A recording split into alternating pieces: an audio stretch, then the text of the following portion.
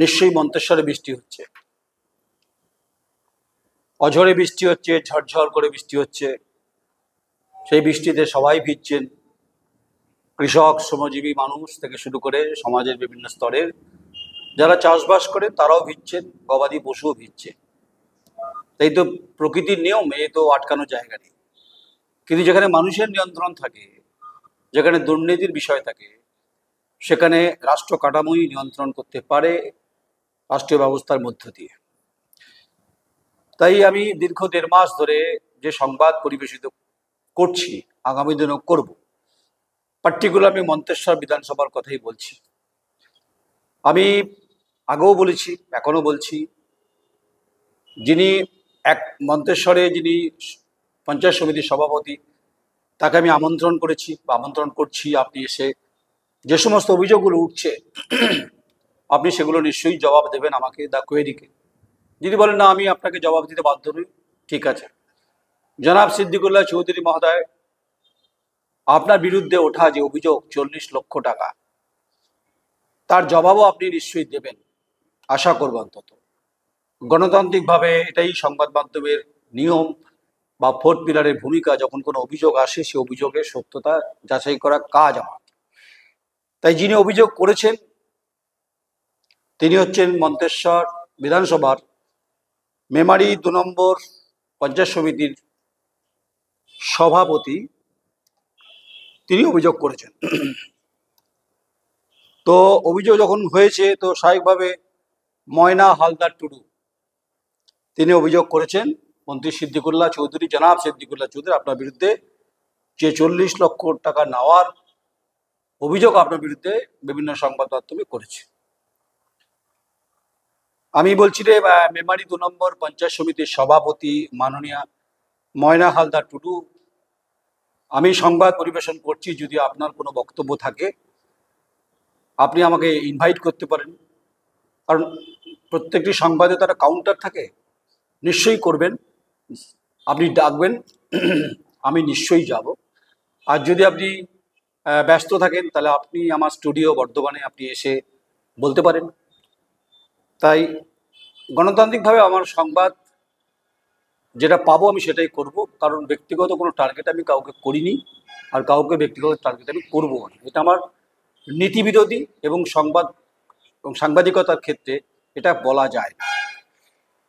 তাই আপনি যে অভিযোগটা করেছেন, আমি অভিযোগপত্রগুলো পড়লেই আপনার কাছে পরিষ্কার হয়ে যাবে।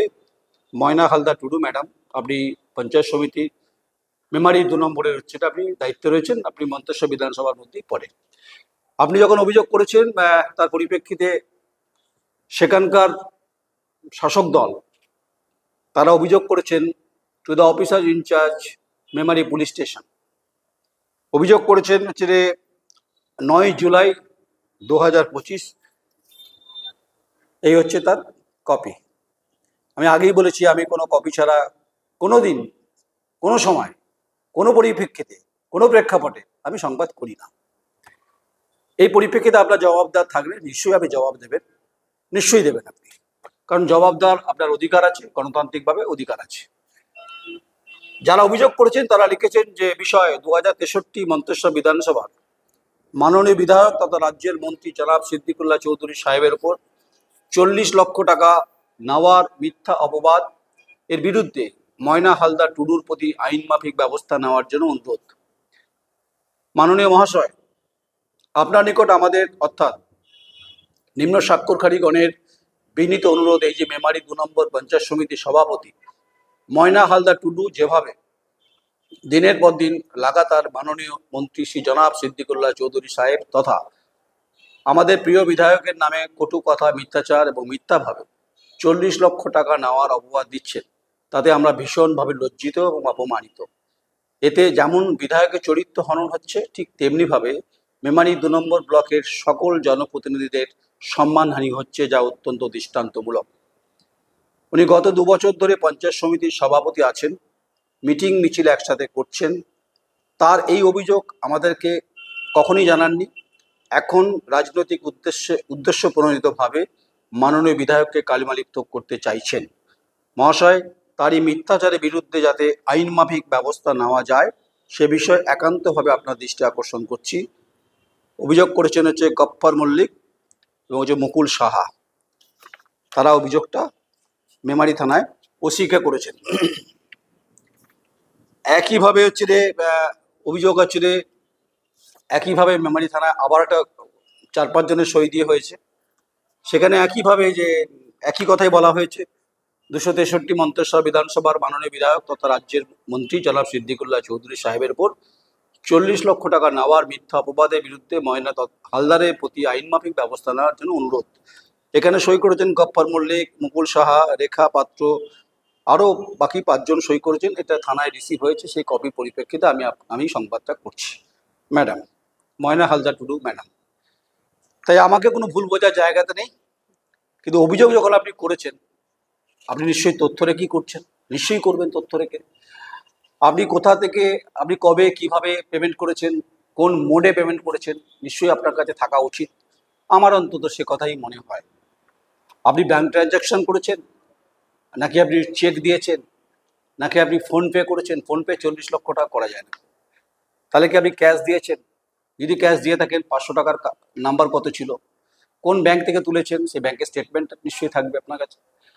আপনি যে ব্যাংকে আপনার শাখা রয়েছে, সে ব্যাংকে আপনি অপারেশন করেন, সেই ব্যাংকের নিশ্চয়ই তার স্টেটমেন্টটা খুব ক্লিয়ার, সেটা আপনি নিশ্চয়ই সাংবাদিকদের দেখিয়েছেন আশা করবো, তো আপনিও আমাকে দেখাবেন একবার। তাহলে আপনি ব্যাংক স্টেটমেন্ট দেখাবেন, 40 লক্ষ টাকা আপনি তুলেছেন। এক তুললেই যে আপনি দিয়েছেন এরকম প্রমাণ আমি বলছি না আপনি করতে পারবেন, কিন্তু সেই টাকার ট্রানজ্যাকশনটা কি চেক মারফত হয়েছে, সেটা কি ব্যাংক থেকে তুলেছেন, সেটা কি ক্যাশে দিয়েছেন, সে কি 500 টাকার নোট ছিল, 500 টাকার নাম্বার কি ছিল, নাকি আপনি ফোনপে করেছেন? ফোনপে 40 লক্ষ টাকা হয় না, এটা এই মানি ট্রানজ্যাকশন করা যায় না। তাহলে কিভাবে, কোন জায়গায়, কোনভাবে আপনি টাকা দিয়েছেন? সেই সময় কি কোনো ভিডিওগ্রাফি করেছেন? সেই সময় আপনার যারা অনুগামী আছেন তারা কি ভিডিও করে রেখেছেন, যা আপনার কাছে যথেষ্ট প্রমাণ মমতা বন্দ্যোপাধ্যায় মুখ্যমন্ত্রীকে দেওয়ার ক্ষেত্রে? এই প্রশ্নটা আমি রাখলাম আপনার কাছে। বেশ, আমি আপনার একটা সম্পত্তি বিবরণের, যখন আপনি মনোনয়নপত্র জমা দিয়েছিলেন, সেই কাগজটাও আমার কাছে আছে, মানে পরপরই আছে আমার কাছে। আমি সেটা জোগাড় করেছি এবং আমি একটু পড়ে দিই দর্শকদের, মন্তেশ্বরের মানুষের এবং মেমারি 2 নম্বর পঞ্চায়েত সমিতির সভাপতি ময়না হালদার টুডু ম্যাডাম, রেসপেক্ট দিয়ে বলছি, আমি নারীবাদকে খুব সম্মান করি। আপনি যখন অভিযোগ করছেন, সে অভিযোগের নিশ্চয়ই সত্যতা থাকবে, নিশ্চয়ই আছে মনে করবো আমি। তাই আপনাকে তো এগুলো তো জোগাড় করতে হবে, যেটা আপনি বলছিলেন ট্রানজ্যাকশন কিভাবে করেছেন, কাকে কিভাবে দিয়েছেন, কোন জায়গায় দিয়েছেন, তার লোকেশন কি ছিল, সেখানে মন্ত্রী একা ছিল কিনা, না মন্ত্রী পিএ নিয়েছে, নাকি মন্ত্রীর সিকিউরিটি নিয়েছে, টাকার হচ্ছে যে নাম্বার কত ছিল, কোন ব্যাংক থেকে তুলেছেন, এই প্রশ্নের উত্তর আপনি নিশ্চয়ই দেবেন এবং ব্যাংক স্টেটমেন্টের সঙ্গে দেবেন। আশা করি অন্তত আমার সাংবাদিকতার ক্ষেত্রে যে ত্যাগিকার যেগুলো, এই প্রশ্নগুলো আমার আশাটাই খুব স্বাভাবিক। প্রার্থীর জমাকৃত মনোনয়নপত্রের সঙ্গে প্রদেয় ঘোষণাপত্র পঞ্চায়েত রিটার্নিং আধিকারিকের সম্মুখে গ্রাম পঞ্চায়েত, পঞ্চায়েত সমিতি, জেলা মহকুমা পরিষদ নির্বাচন ক্ষেত্র হইতে নির্বাচনের জন্য, এটা আপনি যে হলফনামা, মানে যেটাকে পঞ্চায়েতের সময় জমা দিতে হয়, সেটা করেছেন। নাম আমি ময়না হালদার টুডু, স্বামী বাবুরাম টুডু, বয়স 40, গ্রাম পূর্ব জাকড়া, পোস্ট অফিস বোহার, থানা মেমারি, পূর্ব বর্ধমান 713430 এই ঠিকানায় বসবাসকারী, উপরিক্ত নির্বাচনের প্রার্থী, এই মর্মে নিম্নলিখিত ঘোষণা করছি, ব্র্যাকেটে অপ্রয়োজনীয় অংশ কেটে দিন। নাম্বার 1, যে প্রশ্ন ছিল আপনি অতীতে ফৌজদারি মামলায় দণ্ডপ্রাপ্ত, যার পূর্ণাঙ্গ বিবরণ নিম্নে ঘোষণা করছি।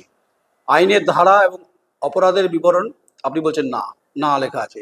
মামলা নাম্বার না, যে আদালত দ্বারা দণ্ডপ্রাপ্ত তার নাম না, আদালতের চূড়ান্ত আদেশের তারিখ, কতদিনের জন্য কারাবাস অথবা কত আর্থিক জরিমানা ধার্য হয়েছে না, শাস্তির বিরুদ্ধে কোনো আপিল বা রায় পুনর্বিবেচনার জন্য কোনো আবেদন করা হয়ে থাকলে তার বিশদ বিবরণ না।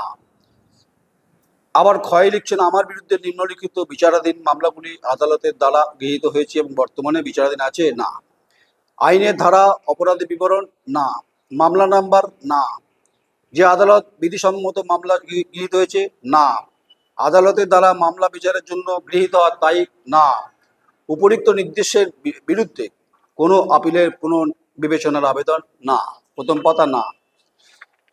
দ্বিতীয় পাতা হচ্ছে যে ইত্যাদি জমা দেওয়া হয়ে থাকলে তার তারিখ। আমি এবং আমার স্বামী, স্ত্রী ও আমার উপর নির্ভরশীল ব্যক্তিবর্গের সম্পত্তি বিবরণ নিয়ে ঘোষণা করছি। ক্রমিক নাম্বার 1, নগদ অর্থ, নিজ নামে 10,000 টাকা, স্বামী বাবুরাম টুডু, প্রথম নির্ভরশীল পার্বতী হালদার মা, দ্বিতীয় নির্ভরশীল নীল, তৃতীয় নির্ভরশীল নীল। ব্যাংকে গচ্ছিত অর্থ এবং ব্যাংক ব্যতীত অন্য আর্থিক সংস্থায় NBFI গচ্ছিত অর্থ 40,000। স্বামী এখানে কিছু নেই। অন্যান্য বিনিয়োগ NA, স্বামী NA, প্রথম নির্ভরশীল NA, সবই NA। মোটর গাড়ি, মোটরসাইকেল, স্কুটার বিবরণ কী ধরনের গাড়ি ইত্যাদি, একটি স্কুটি, বাকি সব NA, নট অ্যাপ্লিকেবল। 5 নম্বরে আছে অলংকার, ব্র্যাকেটে বিবরণ, ওজন ও দাম, 6 ভরি, দাম 3 লক্ষ টাকা, বাকি সব NA। 6 নম্বর জমি অবস্থান 6 বিঘা, বাকি সব NA। আয়তন, পরিমাপ, বাজার দর 5 লক্ষ টাকাই হবে বোধ হয়, একক, দশক, শতক, ওজন, হাজার, লক্ষ, 5000000000। 7 নম্বর বাড়ি অবস্থান, আয়তন, পরিমাপ, বাজার দর, দোতলা পাকা বাড়ি স্বামীর, 6 কাঠা জমি, 20000000, বাকি সব NA। এই পাতাতে NA, এই পাতাতে NA, কিছু নেই। তাহলে নির্ভরশীল কথার অর্থ যে বা যারা আর্থিক দিক থেকে প্রার্থীর উপর একান্ত নির্ভরশীল। নিম্নে সরকারের কাছে পুরো পঞ্চায়েত সংস্থায় এবং আর্থিক সংস্থার কাছে আমার মোট দেনার বিবরণ জানাচ্ছি। প্রতিটি বিষয়ের বিবরণ আলাদা আলাদা করে দিতে হবে। দ্রষ্টব্য, প্রতিটি বিশদ বিবরণ পৃথকভাবে দেওয়া হলো। নাম্বার 1, ব্যাংক আমানত সংস্থা থেকে ঋণের পরিমাণ।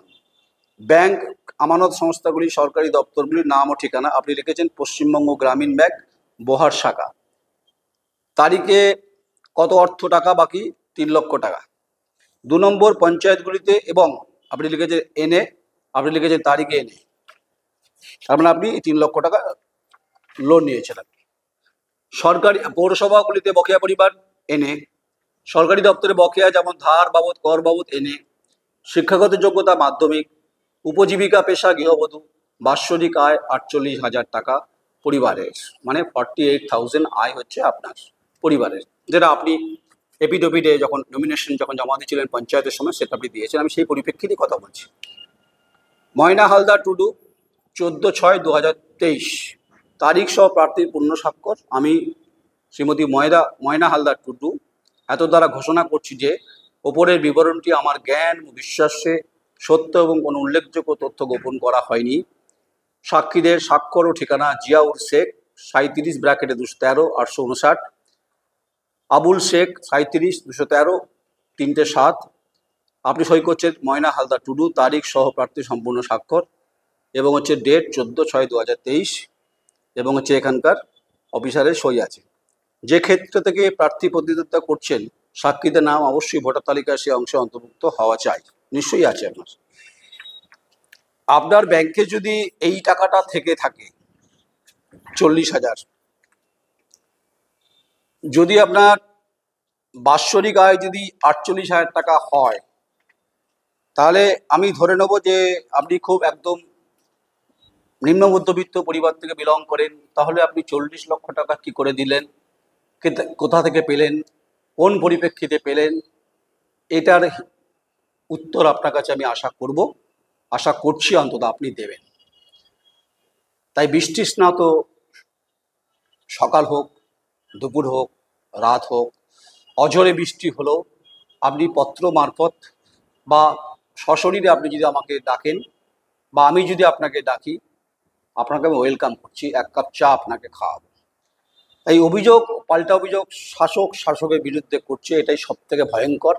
যেটা বিধানসভা মন্তেশ্বর, যা রাজনৈতিক ইতিহাস রয়েছে, পরম্পরা রয়েছে, যার সৃষ্টি রয়েছে, যার সংস্কৃতি রয়েছে, যার ইতিহাস রয়েছে, যার সঙ্গে আজকে ছেলে মেয়েদের যৌবনের ডাক রয়েছে, বেড়ে ওঠার সমৃদ্ধি রয়েছে, বিকশিত ভাবনা রয়েছে। আর ঠিক সেই জায়গায় দাঁড়িয়ে একদিকে সভাপতির সঙ্গে মন্ত্রীর কার্য 3রা জুন যে ঘটনা ঘটেছে, লাট্টুর মতো লাট খেয়েছে, আবার তার মধ্যে আপনার এই অভিযোগটা কিন্তু ভয়ঙ্করভাবে সেলবান তো বটেই, মানে এটাকে বলা হয় যে বলেন যে বড় বান তো ঠিক আছে, তাই আমি আপনাকে ব্যক্তিগত আক্রমণ তো করতে পারি না, করা উচিত না। কিন্তু আপনার যদি 48,000 টাকা আয় হয়, আর যদি আপনার সোনা গয়না যা আপনি যা বলেছেন, আমি আপনাকে পড়ে দিয়েছি, নতুন করে বলার কিছু নেই। আপনার 6 বিঘা জমি রয়েছে আর 6 ভরি সোনা রয়েছে, তাহলে প্রশ্নের উত্তর আপনাকেই দিতে হবে ম্যাডাম।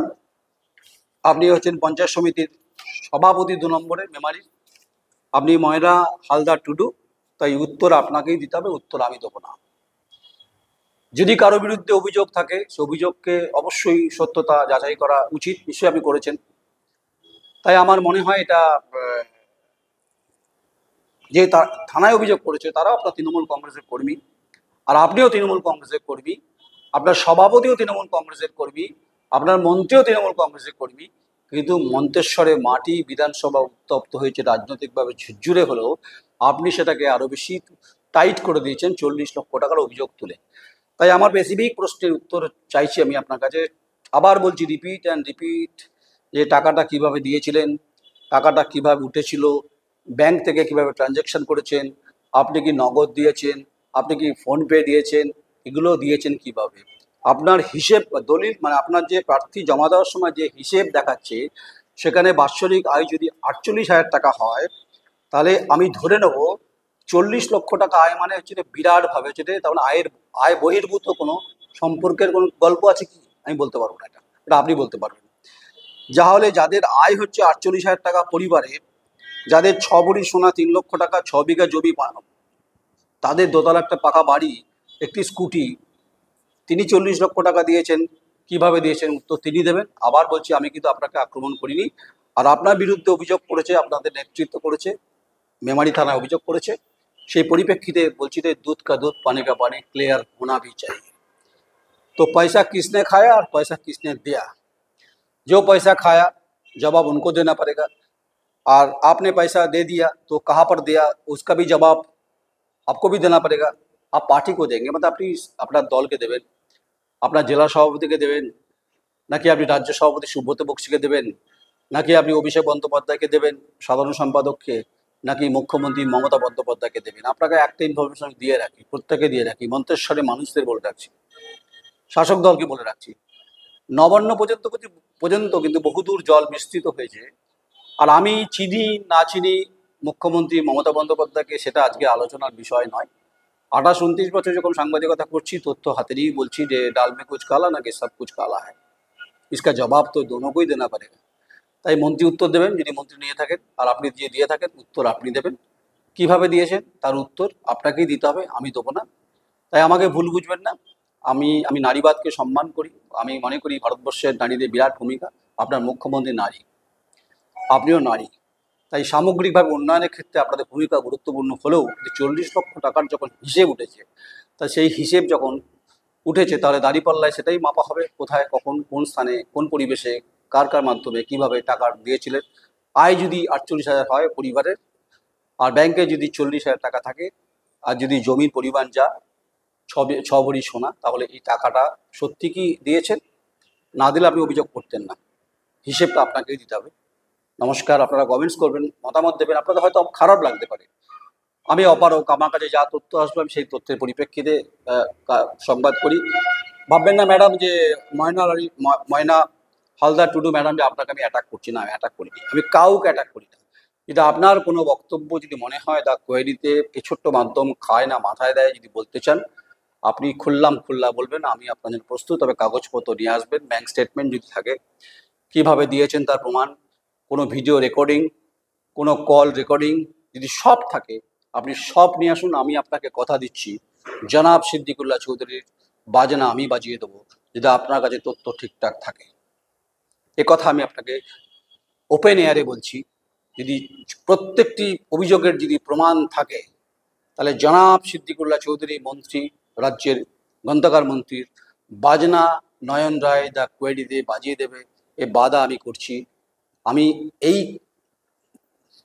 মতবাদেই বিশ্বাস করি বলে আমি সাংবাদিক নয়ন রায়, সঙ্গে থাকবেন, আপনি ভালো থাকবেন, কিন্তু অভিযোগের প্রত্যেকটি প্রমাণ আপনার কাছে আশা করব, এটুকু তো কাঙ্ক্ষিত আবেদন সাংবাদিক হিসাবে করতেই পারি। নমস্কার।